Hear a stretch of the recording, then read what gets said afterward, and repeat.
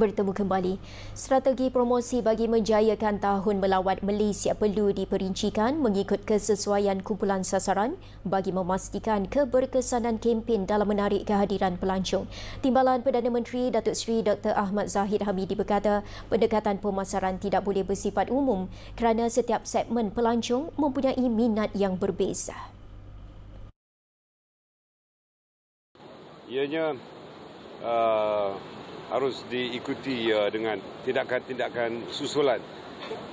Ianya tidak boleh menggunakan satu bentuk publicity untuk sesuai kepada semua kumpulan. Ianya berdasarkan pada petak-petak kumpulan sasaran yang berbeza dan event itu mesti sesuai dengan kumpulan sasaran berkenaan. Program larian Visit Malaysia 2026 diadakan bersempena VM 2026 itu menampilkan dua segmen larian utama, KL10 Run dan Malaysia Night Music Run yang direka untuk menarik minat pelari berpengalaman serta pencinta gaya hidup sihat.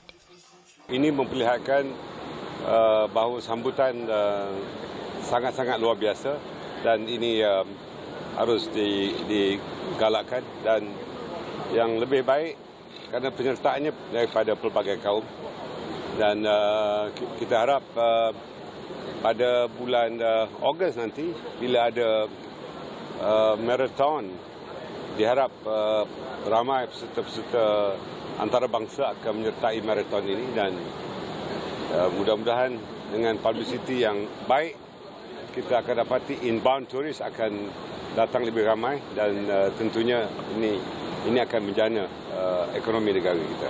Datuk Seri Dr. Ahmad Zahid turut memuji usaha Kementerian Pelancongan, Seni dan Budaya serta Tourism Malaysia yang proaktif mengadakan program lawatan suai kenal untuk kumpulan kategori berbeza seperti pemborong, peruncit, syarikat penerbangan serta pengamal media bagi memperkukuh promosi pelancongan secara menyeluruh.